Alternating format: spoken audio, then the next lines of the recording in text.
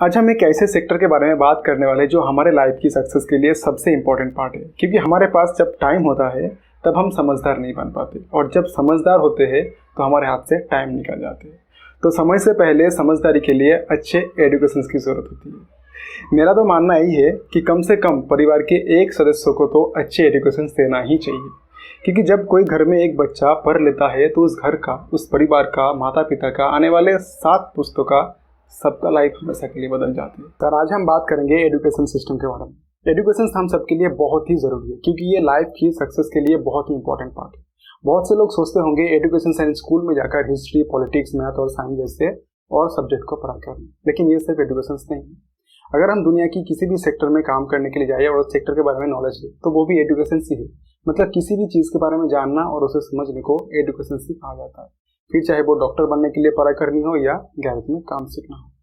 Education से एक beautiful word है, जो एक कली में से सुंदर फूल और एक छोटे बच्चों में से डॉक्टर या कलेक्टर जैसे बड़ा व्यक्ति बनाता है। इसके अलावा हमारा गुड और बैड एजुकेशन हमारे और हमारे देश की फ्यूचर तय करती है। अमेरिका में की गई रिपोर्ट के मुताबिक किसी भी इंसान की फाइनेंशियल और सोशल स्टेटस ज़्यादातर उसकी एजुकेशन पर ही निर्भर करती है। इसलिए जिस देश में ज़्यादा एजुकेटेड लोग होते हैं उस देश की फाइनेंशियल कंडीशन काफ़ी स्ट्रांग होती है। अभी जो प्रेजेंट एजुकेशन सिस्टम है, इससे भारत को बहुत लाभ हुआ है, जिसे हम कभी नकार नहीं सकते, लेकिन इसके साथ साथ इसमें कुछ वीकनेस भी है। तो चलिए शुरुआत करते हैं इंडियन एजुकेशन सिस्टम के बारे में कुछ इंपॉर्टेंट बातें जो आप सबको जान लेना बहुत जरूरी है। वीडियो को बिल्कुल स्किप मत कीजिए, क्योंकि ये आपके लिए ना सही, आपके बच्चों के फ्यूचर के लिए बहुत ही इंपॉर्टेंट है। तो आप अपने बच्चों के फ्यूचर के लिए इस वीडियो को एक बार एंड तक जरूर देखें, क्योंकि आपके डिसीजन से ही आपके बच्चों की फ्यूचर शुरू होती है। एक ऐसा समय हुआ करता था जब दूसरे देश के लोग हमारे गुरुकुल में आया करते थे पढ़ने के लिए, लेकिन आज हमारे ही लोगों को बेस्ट एजुकेशन के लिए कैम्ब्रिज और ऑक्सफोर्ड जैसे दूसरे देश की यूनिवर्सिटी में जाना पड़ता है। अब सबको ये तो पता ही होगा कि हिंदुस्तान की ग्रेट मैथमेटिशियन आर्यभट्ट, नागार्जुन, महर्षि सुश्रुत, महर्षि चरक, पतंजलि ऋषि इत्यादि ना जाने कितने महान लोगों ने दुनिया को नया आविष्कार दिए। प्राचीन भारतीय शिक्षा प्रणाली का ही देन थी, जिससे हमारे भारत को विश्व गुरु के नाम से जाना जाता था। लेकिन दुनिया में हर चीज़ की समय समय पर परिवर्तन की जरूरत होती है, क्योंकि जब तक किसी चीज़ में बदलाव नहीं होता वो चीज़ एक दिन पुरानी हो जाती है और हमारे आसपास की चीज़ हमसे आगे बढ़ जाती है।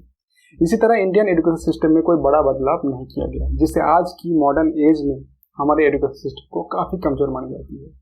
भारतीय संविधान राइट टू एजुकेशन एक्ट, जिसके अंतर्गत सभी को शिक्षा का समान अधिकार होने की बात की है, कि कोई भी स्टेट किसी भी स्थिति में एजुकेशन में कोई भेदभाव नहीं करेगा। अगर कोई स्टेट ऐसा करता है तो उसे मौलिक अधिकार यानी फंडामेंटल राइट का उल्लंघन माना जाएगा, और ऐसी स्थिति में कोर्ट स्टेट के ऊपर कार्रवाई करेगी। अंग्रेज द्वारा दिए गए एजुकेशन सिस्टम काफी हद तक आज के भारत के लिए एक बेस्ट गिफ्ट के रूप में माना जाता है। लेकिन क्यों? क्योंकि जाति, धर्म, रंग, रूप, लिंग और बिना किसी ऊंच नीच के अंतर किए सभी को एजुकेशन दिया जाता है। पूरे अनुशासन और नियम कानून के साथ बच्चों को शिक्षा के माध्यम से बेस्ट सिटीजन बनाने की प्रयास किया जाता है। और present education system similar to the other countries, तो सेम कोर्स होने से स्टूडेंट को दूसरे देश की कल्चर और सिस्टम को समझने में काफी मदद मिलती है। लोगों को एजुकेशन के प्रति अट्रैक्ट और इंस्पायर करने के लिए अच्छे रिजल्ट करने के बाद काफी सारे प्राइज भी दिए जाते हैं। यदि कोई स्टूडेंट एग्जाम में बेटर रिजल्ट से पास होते हैं तो उन्हें फ्री एजुकेशन यानी स्कॉलरशिप भी दिया जाता है। भारत की प्रेजेंट एजुकेशन सिस्टम भले ही मॉडर्न है, लेकिन एजुकेटेड लोगों के लिए आजकल इसमें कोई स्पेशल एडवांटेज नहीं है। आप इस बात से थोड़ा सहमत नहीं होंगे, आपको इस बात से थोड़ा खटका भी लगा होगा, है ना? लेकिन क्यों, चलिए वो भी जान लेते हैं। सबसे बड़ा कारण है भारत में ग्रेडिंग सिस्टम, जिसको बढ़ावा दिया जाता है। माता पिता जाने अनजाने में अपने बच्चों पर हमेशा पढ़ाई करने के लिए फोर्स करते हैं, बगैर ये जाने कि उनका बच्चा किसी दूसरे सेक्टर में इंटरेस्ट रखता है या नहीं। तो आज की स्टूडेंट को अपने लाइफ से ज़्यादा इंपॉर्टेंट एग्जाम में पास होना लगता है। यदि कोई स्टूडेंट स्कूल और कॉलेज में पढ़ाई करने के लिए ढेर सारे पैसा खर्च करने के बाद भी एक छोटी सी नौकरी से ही अपना जीवन चलाने पर मजबूर हो, तो ये फेयर ऑफ एजुकेशन से तो और क्या कहेंगे। कई बार तो हाई एजुकेशन प्राप्त करने के बाद भी लोगों को बेरोजगारी का सामना करना पड़ता है। IIM, IIT जैसे को छोड़कर हमारे पढ़ाने की सिस्टम लगभग हर जगह बहुत पुरानी है। जैसे एक टीचर क्लास में आते हैं, बुक से पढ़ाते हैं और ईयर एंडिंग में स्टूडेंट को एग्जाम दिया जाता है। उसी के आधार पर स्टूडेंट का फ्यूचर तय होती है। तो इसका मतलब क्या हुआ, हमारे देश की स्टूडेंट का रटने की एबिलिटी यानी लर्न बाय हार्ट को ही सहारा माना जाता है, और 3 घंटे की पेपर से ही स्टूडेंट की इंटेलिजेंट का अंदाजा लगाया जाता है। चाहे वो स्टूडेंट चोरी करके पास हो या अपने बलबूते, या उनकी सेल्फ क्वालिटी से कोई लेना देना नहीं। और ऐसे एग्जाम सिस्टम के कारण स्टूडेंट में स्ट्रेस भी बढ़ता है। कई बार तो आप ये खबरें पढ़े होंगे कि बढ़ते तनाव के कारण आज भारत में हर 1 घंटे में एक स्टूडेंट सुसाइड कर रहे हैं। एक स्कूल में अपनी परीक्षा रद्द करने के लिए बच्चे ने अपने दोस्तों को मार कर दी। ऐसे बहुत सारे किस्से आपने पेपर में सुने होंगे। ये है हमारे एजुकेशन सिस्टम। इसके लिए हम सभी भारतीयों को डिग्री के पीछे ना दौड़कर एजुकेशन की प्रैक्टिकल एंगल को अपनाना चाहिए। डिग्री से एजुकेशन का कोई कनेक्ट नहीं। अगर ऐसा होता तो धीरूभाई अंबानी हो या बिरला, सचिन तेंदुलकर हो या रजनीकांत, बिल गेट्स हो या आइंस्टाइन, ऐसे दुनिया में बहुत सक्सेसफुल लोग हैं जिन्होंने बिना डिग्री के करोड़ों की अंपायर खड़े किए, साथ ही ऐसा जगह बनाया जहां उनको और उनके परिवार को लाइफ टाइम फाइनेंशियल फ्रीडम। तो चलिए एक नजर डाल लेते हैं इंडियन एजुकेशन सिस्टम के कुछ आंकड़ों के बारे में। द लेटेस्ट सेंट्रल गवर्नमेंट के रिकॉर्ड के हिसाब से भारत में लगभग 14,94,092 स्कूल है, including government aided and private, जिनमें से 10,83,678 गवर्नमेंट स्कूल है, 3,25,760 गवर्नमेंट एडेड स्कूल है, 84,614 प्राइवेट स्कूल, लगभग 950 यूनिवर्सिटी और 50,000 के आसपास कॉलेजेस। और इस कॉलेजेस में ऑलमोस्ट 3.5 करोड़ स्टूडेंट पढ़ते हैं। इनमें से करीब 90 लाख स्टूडेंट पास आउट होते हैं एवरी ईयर। मोटा मोटी कैलकुलेट ये है कि अगर 100 स्टूडेंट क्लास 1 में एनरोल होते तो उनमें से लगभग 77% स्टूडेंट कंप्लीट क्लास 10 और उनमें से 55% स्टूडेंट कंप्लीट क्लास 12 और फिर उनमें से 26% स्टूडेंट कंप्लीट कॉलेजेस। और यही 26% स्टूडेंट जो कॉलेज कंप्लीट करते हैं उनकी क्वांटिटी लगभग 90 लाख है, जो हर साल रेडी होते हैं। इंडियन एजुकेशन सिस्टम में इंडियन गवर्नमेंट की 3%, स्टेट गवर्नमेंट की 32% और प्राइवेट सेक्टर का 65% का हिस्सा है। इसके अलावा हमारे देश के अंदर 5,500 बिजनेस कॉलेजेस है, जिसमें लगभग 3 करोड़ के आसपास स्टूडेंट पढ़ाई करते हैं। फिर भी दुनिया की हर सेक्टर में हमारे छात्र ज्यादातर पिछड़ जाते हैं, लेकिन क्यों? क्या रीजन हो सकता है?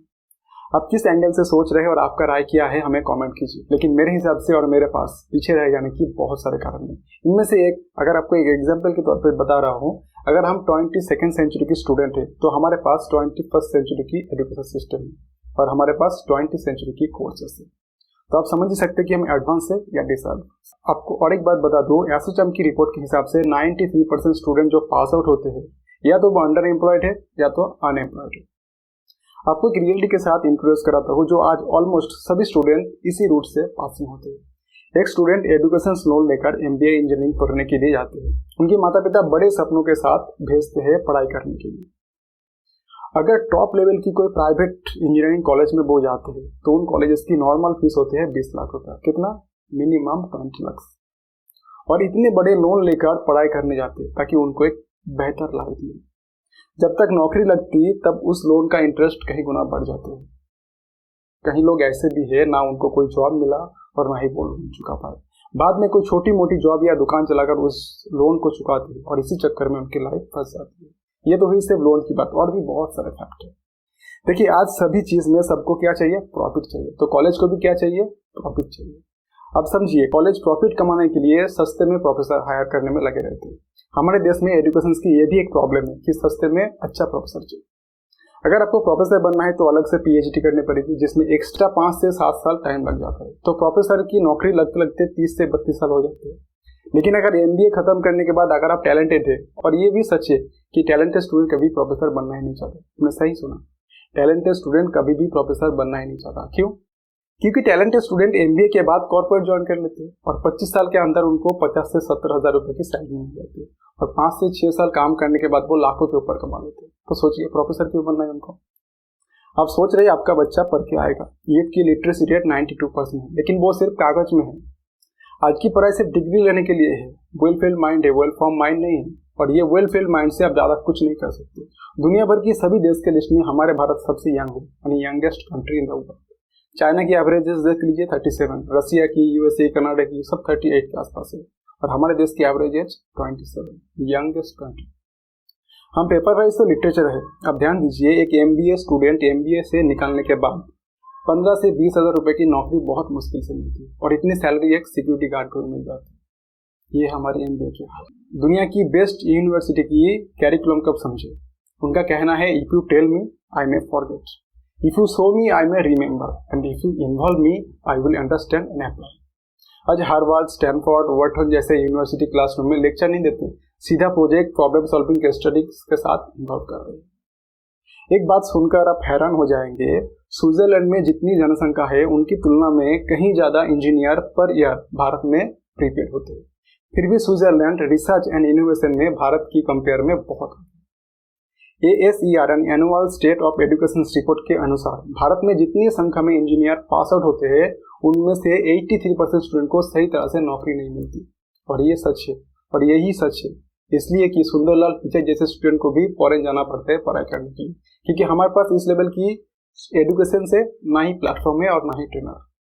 अगर दुनिया की बेस्ट यूनिवर्सिटी को फॉलो करें तो देख पाएंगे कि हार्वर्ड में केस स्टडी 80%, प्रोजेक्ट 10%, लेक्चर 5% और लर्निंग 5%। स्टैनफोर्ड में case study 40%, project 20%, lecture 20%, learning 50%। Water में भी केस स्टडी सेम। देखिए, कॉर्पोरेट चाहता है कि एक आदमी हायर करो 5 आदमी का काम करे, लेकिन हमारे जो बच्चे प्रोड्यूस हो रहे हैं वो 5 को हायर करो, एक का काम सही तरह से नहीं कर पाते। आरबीआई की डाटा के हिसाब से हर साल लगभग 20,000 करोड़ की एजुकेशन लोन दे रहे हैं। कितना? 20,000 करोड़। और स्टूडेंट इस लोन को इंटरेस्ट पे नहीं कर पाते, और ये सब हो रहा है पढ़ने के लिए नहीं, सिर्फ डिग्री पाने के लिए। और क्यों ना होगा, प्रॉब्लम ये भी है कि कॉर्पोरेट को इंटरव्यू के टाइम एमबीए की डिग्री चाहिए, नहीं तो जॉब के लिए अप्लाई नहीं कर सकते। ये भी एक प्रॉब्लम है। लेकिन कुछ कॉर्पोरेट इस सोच को बदल दिया है। Google, IBM, Starbucks, Apple, bank of America, ये लोग आपने डिग्री नहीं, आपकी काबिलियत पर आपको हायर करते हैं। और मेरे हिसाब से ये सही सोच है। आपकी काबिलियत, आपकी नॉलेज, मतलब आप जिस फील्ड में प्रैक्टिकल है, आप उसी में ही अपना फ्यूचर बना सकते हैं। मेरा ये वीडियो बनाने की एक ही मकसद है कि आप एजुकेशन सिस्टम को अच्छी तरह से जानें, क्योंकि इसी के जरिए ही आप अपना फ्यूचर को बेटर बना सकते हैं। और भी कई जगह से जानकारी लें और वो हिसाब से खुद को तैयार करें। दुनिया आपको बहुत कुछ बोलेगा, सुनना सीखो, पर करना वही है जो आप चाहते हो। तब खुद अपने टैलेंट को चुनें और उसी दिशा में आगे बढ़े जिसमें आपका अच्छा स्किल हो, and improve yourself and give a better direction to your future. अगर आपको वीडियो से थोड़ा सा भी लाभ हुआ हो तो इसे दोस्त और परिवार के साथ शेयर करें, साथ ही लाइक करें और चैनल को सब्सक्राइब करना ना भूलें। वीडियो की अंत तक बने रहने के लिए आप सबको बहुत बहुत धन्यवाद। नमस्कार।